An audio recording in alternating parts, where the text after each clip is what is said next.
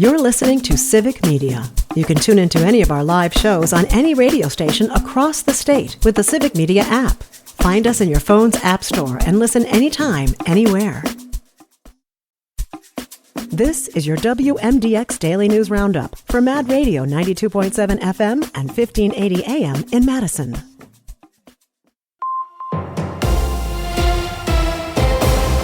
For 92.7 WMDX News, I'm Savannah Tomei-Olson. Wisconsin lawmakers are again talking about their safety after the assassination of right-wing figure Charlie Kirk. Kirk was shot and killed from 200 yards away during a speech in Utah on Wednesday.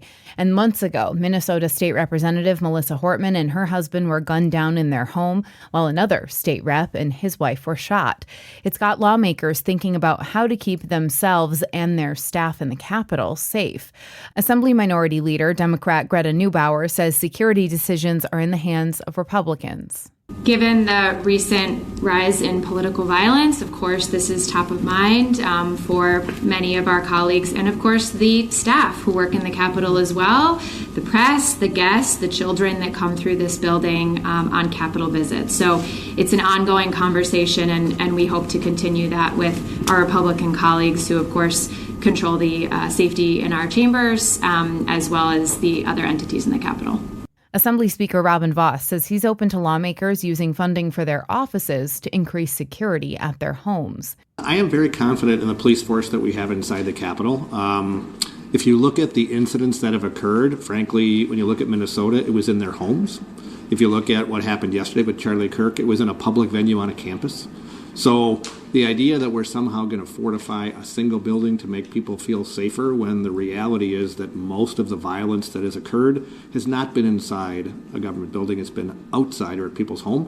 One of the things we have talked about is the possibility of people having using their office account for security at their home. You know, if they want to do that, I'm open to that idea. The Assembly has already started its session after a summer vacation. The Senate won't begin again until October. Breeze Stevens Field is likely getting new turf to the tune of $850,000, and the city would foot the bill. The turf at Breeze was installed more than a decade ago, and the Parks Department says it's time to replace it. According to the Cap Times, Big Top Events, which manages the stadium, is responsible for maintenance, but the city is on the hook for major repairs. The money would come from the capital budget, and the project is expected to be done early next year.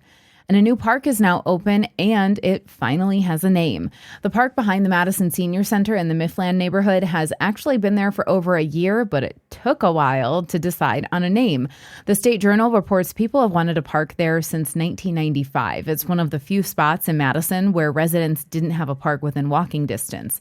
The paper says the Parks Department wanted to name it Mifflin Park, but because it's small, neighbors wanted to save that name, hoping to someday use it for something bigger. The compromise is Capitol Center Park. Today is its first full day open after a ribbon cutting yesterday. And it's time for our weekly check of prices at the pump. Here's Melissa Kay. Average gas prices took a slight dip in Wisconsin, dropping 2.2 cents over the last week. The average on Monday is $2.95. This is 7.9 cents per gallon higher than a month ago, but over 10 cents lower than this time last year. Prices have been volatile in the Midwest in recent weeks. A refinery in Indiana experienced a temporary outage because of severe weather. With the restart of BP's Whiting refinery, Great Lakes states saw significant relief. The transition to winter gasoline is just a week away for most areas, and OPEC Plus announced an increase in oil production starting in October. This could help keep oil prices lower for longer. That's Melissa Kay. I'm Savannah Tomei-Olson, 92.7 WMDX News.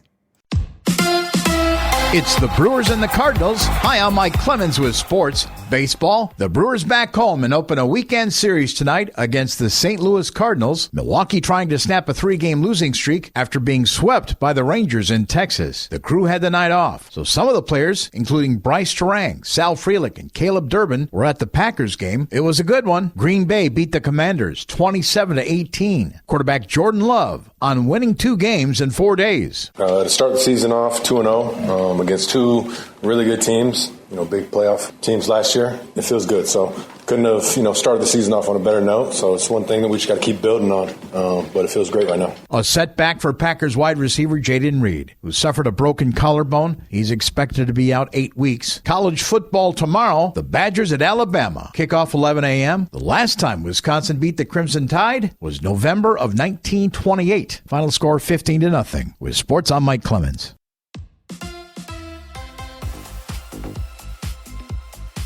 On your entertainment beat, I'm Pete Schwaba. As I mentioned yesterday, Downton Abbey, the grand finale, opens this weekend and is getting good reviews. And Stephen King's first novel, The Long Walk, has been turned into a film that opens this weekend as well and is pulling a ridiculously high 95% on Rotten Tomatoes.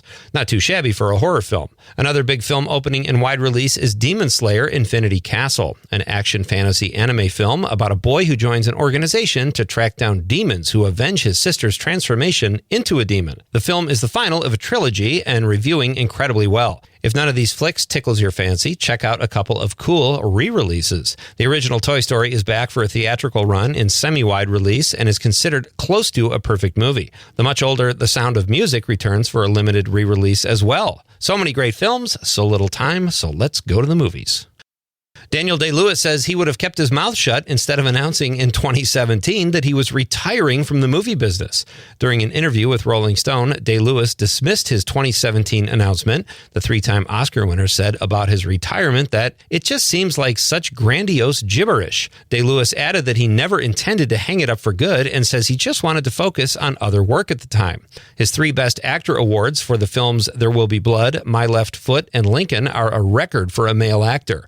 The 68-year-old Lewis said he never stopped loving the actual work, just guessing that The Irishman would be a real challenge to direct, even if you're his son Ronan, who is responsible for convincing dear old dad out of retirement so he could appear in his film Anemone, a story that explores the complexity of relationships between fathers and sons. Daniel also wrote the script with Ronan. You can check out the work of this father-son duo very soon. Anemone will be released October 10th. Flo's grits are no longer kissable. Polly Holliday, who played waitress Flo on the 1970s hit show Alice, has passed away. Flo telling a diner customer to kiss my grits was commonplace on the CBS sitcom that ran from 1976 to 1985 and made her iconic. Holliday was the last surviving member of the cast, which included Linda Lavin, who was Alice, Beth Howland, who played Vera, and Vic Tayback, who played Mel and was, well, awesome. Polly Holliday died from complications from pneumonia. She was 88 years old. If you're hoping to see Bad Bunny in concert in America, you might be out of luck. The Puerto Rican rapper says he did not include tour dates for the USA for fear of ICE raids. The 31-year-old artist, whose real name is Benito Antonio Martinez Ocasio, says he loves America and performing here, but is concerned that those who attend his show would be at risk if ICE showed up outside the venue.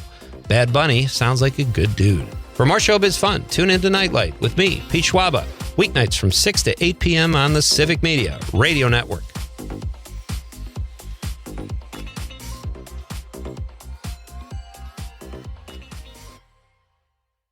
Hi, meteorologist Brandon Bormans. Some areas of fog early, otherwise mostly sunny skies, feeling like summer with highs in the lower 80s. Tonight, an isolated shower or thunderstorm possible late, a mild night with a low of 62. On Saturday, partly sunny and even warmer with a high of 85. Right now, it's 57.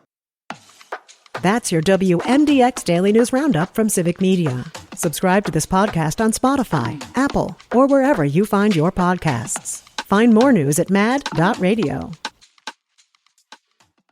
The national news cycle never stops, but it can be hard to find news about your local community. Civic Media is dedicated to providing quality local and state news coverage across Wisconsin. With the Civic Media app, you can get notifications about local stories that matter to you and your community. Find the free Civic Media app in your phone's app store and choose notifications from the menu to tell us what kind of news you want to hear about.